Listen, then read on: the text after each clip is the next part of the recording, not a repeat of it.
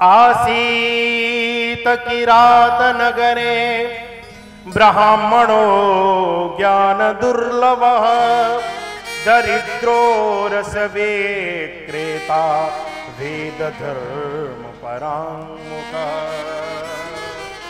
आसीत किरात नगरे, आहा हा हा, किरात नगर नाम के एक गांव में एक स्थान पर एक ब्राह्मण रहता था। कैसा ब्राह्मण था?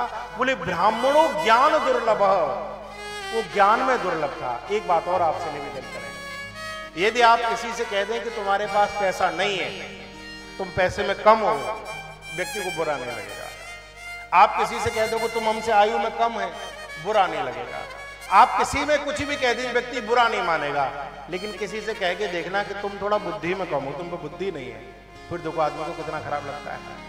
बुद्धि कम की बात सुनी तो समझ लो नाराज हो जाएगा। और भगवान ने 2 कान में मंत्र फूंक करके भेजा है। कौन कौन से? व्यक्ति जब पैदा हुआ, संत जन कहते 2 कान में फूंक मारी, एक इधर वाले में, एक इधर में। एक कान में कहा कि मैंने अभी तक पृथ्वी पर तुझसे ज्यादा बुद्धिमान दूसरा पैदा नहीं किया।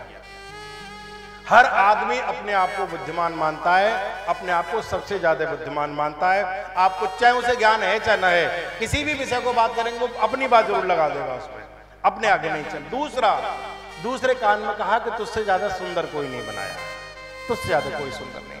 जैसे ही शीशे के सामने नहा धो करके कंगी वंगी करने के लिए कपड़े पड़े पहन के जब आता है, तब वो देख के कहे ओए वारे हम क्या लग रहे हैं, हमारे जैसा कोई दूसरा नहीं। हर कोई, हर किसी की, मैं तुम्हारी नहीं अपनी भी कह रहा हूँ। तो जब शीशे के सामने थोड़ा तिलक सही से कर लूँ, कहीं टेढ़ा तो नहीं है, थोड़ा बाल भी ठीक कर लूँ, इधर उधर तो नहीं है, सब करते हैं इस काम को। तो किसी को धन में कम कह दो, बुरा नहीं लगेगा। लेकिन अगर आप कहें कि तुम्हारे पास बुद्धि नहीं है तो बुरा लग जाता है। और उसमें भी अगर ब्राह्मण है, और ब्राह्मण को अगर कहा जाता है बोले ब्राह्मणों ज्ञान दुर्लभ, तो ये तो ब्राह्मण के लिए सबसे ज्यादा अपमान की बात है। ज्ञान दुर्बल, ब्राह्मण का बल क्या है? ब्राह्मण का बल उसका ज्ञान ही तो है। और अगर उसके पास ज्ञान नहीं है तो फिर वो काय का ब्राह्मण है? बोले कहा कि आसीत किरात नगरे ब्राह्मणो ज्ञान दुर्लभ दरिद्रो रस विक्रेता। ये नमक का व्यापार किया करता था और अपनों को ही ठगा करता था, अपनों को ही ठगता था। जो उस पर विश्वास करते थे उनको ही ठगा करता था। भैया व्यासपीठ से एक बार निवेदन करो, जो आप पर आंख बंद करके भरोसा करता हो उसके साथ विश्वासघात नहीं करना चाहिए। संसार का सबसे बड़ा अगर कोई पाप है मेरी दृष्टि में तो विश्वासघात है, वो कभी मत करो। सामने वाले ने आंख बंद करके आप पे भरोसा किया है, पर विश्वास किया है, और आप उसका विश्वास तार कर देते हो, उसी के पेट में छुरा भोंक देते हो, उसी की कमर में तुम लात मार देते हो। उसने आपको अपना समझ करके कोई बात कही, तुम दूसरों की जगह जाके 4-4 6-6 जगह जाकर के बता रहे हो। उसने विश्वास करके तुम पर धन दे दिया, तुम उसको दबा करके बैठ गए। उसने विश्वास करके कोई चीज समर्पित कर दी, तुम उसको रख करके बैठ गए। उसने विश्वास करके खुद को समर्पित कर दिया और आपने उसी में छुरी लगा दी, उसी में चाकू घोंप दिया, उसी के विश्वास का खून कर दिया। ये कभी नहीं करना चाहिए। लेकिन ये काम करता था, सबसे पहले ये विश्वासघाती था। एक तो ज्ञान दुर्लभ, दूसरा क्या करता था? बोले विश्वासघाती था, अपने ही लोगों को लूटा करता था। और एक दिन घटना घटित हो जाती है, एक दिन घटना घटित हो जाती है।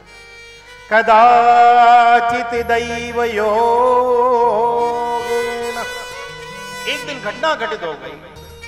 ये एक नदी के किनारे, एक सरोवर के किनारे टहल रहा था।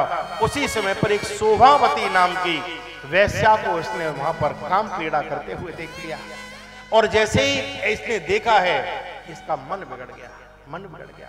लौट करके घर में आया है, कल्पना करने लगा, देखो भैया जैसा देखते हैं वैसा बनते हैं, जैसा देखोगे वैसा बनोगे। हम आंखों से क्या देख रहे हैं, हम कानों से क्या सुन रहे हैं, हम जिह्वा से क्या ले रहे हैं, जैसा आप ग्रहण करते हैं आप वैसे ही बनने लगते हैं, वैसे ही बनने लगते हैं। इसलिए कहा गया है, संत जन कहते हैं आंखों से वो देखो जो देखने योग्य हो, जो देखने योग्य हो, वो मत देखो जो देखने योग्य नहीं है। हनुमान जी ने रावण के यहाँ विचित्र कंडीशन देखी तो आकर के कहते अति विचित्र कही जात सुनाई, ऐसा देख लिया जो बोली में वाणी से नहीं कहा जा सकता। अच्छा देखो, दृश्य का बहुत बड़ा प्रभाव पड़ा करता है, जैसा आप देखोगे वैसा मन बन जाता है। वैश्या को देखा है इसने और देखते इसकी बड़ी विचित्र स्थिति हो गई, बड़ी विचित्र स्थिति हो गई। लौट करके आया है, कल्पना करने लगा, देवी जैसी ब्राह्मणी इसकी पत्नी थी, छोड़ दिया। माता पिता का वध कर दिया, पत्नी को निकाल दिया, सब अनिष्ट कर दिया और वेश्या के पास जाकर के रहने लग गया। मैं तेरे साथ जीवन जीना चाहता हूं, मैं अपना सर्वस्व लेकर के आया हूं। वो कहती है मैं बिना धन के किसी को स्वीकार नहीं करती। बोले मेरे पास बहुत कुछ है। क्या लेके आया है? बोले ये देख, पत्नी के गहने हैं, घर बेच दिया, उसके पैसे हैं, ले ये सब तेरे लिए, मैं तेरे साथ रहना चाहता हूं। वेश्या ने धन ले लिया, साथ में रख लिया। कुछ दिन वेश्या के साथ जब रहने लगा, और वेश्या तो वेश्या हुआ करती है, धन जब तक था तब तक तो साथ दिया, और जैसे धन खत्म हो गया लात मार के भगा दिया, निकाल दिया। तब अकल आई कि मैंने बहुत बड़ी गलती कर दी। जब निकाल दिया, इधर उधर घूमने लगा, कोई पास नहीं बिठाता, कोई पास नहीं बिठाता, कोई बात नहीं करता, और कोई करेगा क्यों? आचरणहीन व्यक्ति को कोई भी पास में बिठाना नहीं चाहता है। जिसका ऐसा चरित्र हो, जिसकी ऐसी बुद्धि हो, क्या आप अपने घर में बिठाओगे? कोई नहीं बुलाता। ऊपर से ब्राह्मण था, लेकिन क्या करने लगा? मजरा पीने लग गया, वेश्यावृत्ति करने लग गया, मांस भक्षण करने लग गया। और ऐसे व्यक्ति को कौन बुलाएगा? पंडित जी वो अच्छे लगते हैं, आहा, जो अच्छे आचरण वाले हों, ऐसे व्यक्ति को कौन बुलाएगा? ना कोई कथा को बुलाता है, ना कीर्तन को बुलाता है, ना कोई व्यापार में बिठाता है, कोई नहीं बिठाता। देखो, 4 स्थानों पर कलयुग का वास है। द्यूतम पानम स्त्रियः सूना यत्रा, ये क्या? बोले जहां जुआ खेला जाता हो, जहां पर शराब पी जाती हो, जहां पर मांस भक्षण किया जाता हो, और जहां पर स्त्री अपने धर्म का पालन न करती हो, वहां पर कलयुग का वास हुआ करता है। कलयुग का वास होता है। और आज चारों ही चीज जम के दिखाई देती है। जहां देखो वहां मदिरा मिलेगी आपको, जहां देखो वहां आपको मदिरा मिलेगी। दूध वाला दरवाजे पर जाकर के कहता है कि दूध ले लो, दूध ले लो। मदिरा वाला कभी किसी के यहां नहीं कहता। आदमी नाक रगड़ के पहुंचा करता है उसके यहां पर, उसके यहां नाक रगड़ के पहुंचता है। द्यूतम पानम है, और जहां पर जुआ खेला जाता हो वहां कलयुग का वास है। जहां शराब पी जाती हो वहां कलयुग का वास, जहां पर मांस भक्षण किया जाता हो, और जहां स्त्री अपने धर्म का पालन न करती हो वहां कलयुग का वास है। आजकल तो कहना ही बड़ा मुश्किल है। श्री प्रेमानंद जी ने, अनुराधाचार्य जी ने कुछ कह दिया था, देखो ना कितना बड़ा बवाल मचाया हुआ है उस बात पर, कितनी विचित्र कंडीशन हो गई है। वो कौन सा रिलेशन है, मुझे तो इंग्लिश बोलनी नहीं आती, वो लिविंग होता है, क्या होता है, उसमें रहने की ये परंपरा भारत में कहां से आ गई? ये कहां से? कोई सभ्य समाज का, परिवार का व्यक्ति इनको स्वीकार करेगा? हम अपने बेटे बेटियों को, हम कोई बहू चाहेंगे कि ऐसी बहू हमारे घर में आकर के रहे कि नहीं हम जाएंगे, हम जाएंगे? और वो तो बोलने में भी लज्जा आती है, कैसी कैसी बातें। और लोग, मैंने देखा है कि स्त्रियां इसका विरोध कर रही हैं। वो जाकर के कह रही है कि ऐसा कैसे कह दिया उन्होंने, अरे के साथ केवल 4 ही % ठीक निकलेंगे, बाकी सब खराब है। तो कैसे बोल दिया महाराज? अरे भाई तू 96% में क्यों जा रही है? तू 4% में क्यों नहीं आके खड़ी होती कि मैं तो ऐसी हुई नहीं, मैं क्यों बुरा मानूं? तू क्यों बार बार जा रही है माइक लेकर के वहां पर? ऐसी विचित्र स्थिति हो गई है। सुवेश चाहिए, इसमें क्या गलत कह दिया? अच्छा वेश पहनो। हनुमान जी के बारे में आता है, कंचन वर्ण विराज सुवेशा, सुवेश चाहिए, कुवेश नहीं चाहिए। मैं ही अगर कमरे में से जीन्स पैंट पहन के आऊं, चश्मा ब्लैक कलर का लगा करके यहां आकर के बैठ के कथा सुनाऊं, आपको श्रद्धा होगी? नहीं होगी। चाहे कितनी भी बढ़िया कथा सुनाऊं, श्रद्धा नहीं हो सकती। वेश का बहुत बड़ा परिवर्तन जीवन में आता है। वेश देख करके मस्तक झुक जाया करता है। बहन ऐसे वस्त्र पहने कि जो व्यक्ति देखे वो चरणों में माथा रख दे, किसी के मन में किसी प्रकार की वासनायुक्त भावनाएं आए नहीं, ऐसा रहना चाहिए। नारी की दृष्टि ऐसी हुआ करती है कि वो अगर देख भर लेना तो उसके देखने से सामने वाले का जो सर है वो चरणों की ओर आए, हाथ चरणों की ओर आए। ऐसा हमारा व्यक्तित्व होना चाहिए, ऐसा व्यक्तित्व होना चाहिए। लेकिन विरोध हो रहा है आजकल, लोग उसी का विरोध कर रहे हैं। क्या क्या गलत कह दिया इसमें? क्या गलत कह दिया है? लेकिन अब बड़ी विचित्र स्थिति है कि कुछ भी कहो तो दुनिया भर के महिला आयोग, ये वो, न जाने कितने केस में कितने झाले झंझट खड़े हो जाया करते हैं। देखो, भारत में नारी को पूजने की परंपरा है। यत्र नार्यस्तु पूज्यन्ते रमन्ते तत्र देवता, हमारे यहाँ तो पूजा की जाती है। लेकिन वहां बड़ी विचित्र स्थिति होती है। बोले कैसे? बोले अधर्म का पालन करने वाला ये जो व्यक्ति है, ओहो, और जैसे ही ये अधर्म का पालन करने वाला जो देवराज नाम का ब्राह्मण था, कोई घर में नहीं बिठाता, कोई पास नहीं बिठाता, धन लेकर के वेश्या ने भगा दिया, बाहर दर बदर भटकने लगा, बीमार हो गया, बुखार आ गया, वो रोग ने पकड़ लिया। कदाचित् दैव योगेन प्रतिष्ठानमुपागतः शिवालयं ददर्शासौ तत्र साधु जनावृतम।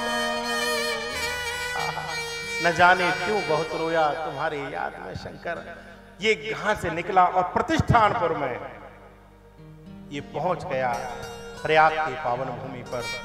और वहां पर भगवान शिव का एक मंदिर था, अंदर कथा होती थी, अभिषेक होता था। बाहर जाकर के बैठ गया, क्योंकि अंदर तो ऐसे पापी को कोई आने देगा नहीं। बाहर बैठ गया, भूख से व्याकुल था, प्यास से व्याकुल था, कुछ खाने के लिए मिल जाए, कुछ मिल जाए, कुछ ले लूं, कुछ तो मिले। बाहर आकर के बैठ कर प्रतीक्षा करता है कब रात्रि हो और रात्रि में कुछ फल इत्यादि मिल जाए। दरवाजे पर बैठा हुआ है। देवराजस्मा शांते ज्वरेण पीड़ितो मृतः। भयंकर बुखार से ग्रसित था, पूरा शरीर तप रहा था। दरवाजे पर पड़ा हुआ है, दरवाजे पर पड़ा हुआ है। बार बार प्रभु का स्मरण करता है, भगवान का स्मरण करता है। देखो भैया, मरते समय पर पाप सबको याद आते हैं, पाप याद आते हैं। आपने देखा होगा कभी कभी कोई व्यक्ति जब मरते हैं तो वो कहते हैं, अरे ये मेरी टांग पकड़ रहे हैं, देखो ना ये मुंह खींच के ले जा रहे हैं, ये काले कपड़ा वाले आ गए, ये मुड़ासे वाले आ गए, ये ऐसे आ गए, वो कुछ नहीं, वो पाप दिखाई देते हैं। और आप जीवन में कितना भी छुप करके पाप कर लीजिए, कितना भी छुप करके पाप कर लीजिए, मृत्यु के समय पर सबसे पहले वही आकर के खड़ा होता है। और हम तुम तो छोड़ो, भगवान श्री राम के पिता श्री दशरथ जी का जब प्राणांत हुआ है, और प्राणांत के समय पर जब कौशल्या की गोद में श्री दशरथ जी महाराज लेटे हुए थे, राम का वनवास हो गया, एक एक श्वास आ रही है, जा रही है, मृत्यु बिल्कुल छाई हुई है, सन्निकट आकर के खड़ी है। उस समय राजा को पाप याद आता है, चीख करके कहती है, कौशल्या ये कौन है, ये वृद्ध दंपति कौन है जो मेरी तरफ देख रही है, कौन है? कौशल्या हाथ रख देती है आंखों पर, नहीं महाराज, यहाँ तो कोई नहीं है, यहाँ तो केवल दास दासियां हैं, मैं हूं, तुम मेरी गोद में हो, यहाँ कोई नहीं है। दशरथ जी कहते, नहीं नहीं देवी, ये कोई खड़ा है, ये वृद्ध दंपति कौन है? आहा, तुलसीदास जी लिखते हैं, तापस अंध साप सुधे आए। राजा को श्रवण के माता पिता की याद आ गई, मुझसे एक अपराध हुआ था। एकदम कौशल्या जी का हाथ पकड़ लिया, कौशल्या मुझसे पाप हुआ था, वो पाप मैंने केकई को तो बताया था, तुझे नहीं बता पाया, तुझे नहीं बता। और केकई को पता था कि राम के वियोग में इनके प्राण निकलेंगे, लेकिन कौशल्या जी को नहीं पता था। हाथ पकड़ लिया कौशल्या का, रो करके राजा कहता है, रानी एक पाप हुआ था, एक अपराध हुआ था, एक निरपराध व्यक्ति के प्राण मेरे द्वारा चले गए। रानी, एक श्रवण कुमार नाम का बालक अपने बूढ़े माता पिता को जल लेने के लिए गया और अनजाने में बाढ़ चल गया, उसकी मौत हो गई। और उसके माता पिता ने मुझे शाप दिया था, राजन जिस प्रकार आज पानी की एक एक बूंद को तरस करके हम अपने प्राण छोड़ रहे हैं, जहां हमारा साप है कि मृत्यु के समय पर 4-4 बेटे तेरे होंगे, लेकिन तुझे अंत समय में पानी की बूंद देने वाला कोई नहीं होगा, जाए हमारा साप। जिस प्रकार आज बच्चे के वियोग में, अपनी छाती के टुकड़े के वियोग में हम अपने प्राणों को छोड़ रहे, जा हमारा साप है कि एक दिन तू भी अपने बच्चों के वियोग में अपने प्राणों को छोड़ेगा, जा, ये हमारा साप है। यही बात दशरथ जी कहते हैं, रानी ये कौन है? ये वही है, ये वही है। तापस अंध साप सुधे आई, पुराने पाप याद आते हैं व्यक्ति को। ये दरवाजे पर बैठा है, दरवाजे पर बैठा है, और भगवान शंकर के दरवाजे पर बैठ करके पाप याद आते हैं। मैंने माता पिता को दुख दिया, मैंने अपनी पत्नी को दुख दिया, मैंने सबको कष्ट दिया, मैंने बहुत पाप किए, मैं क्या करूं, मैं क्या करूं? और दरवाजे पर बैठ करके शिव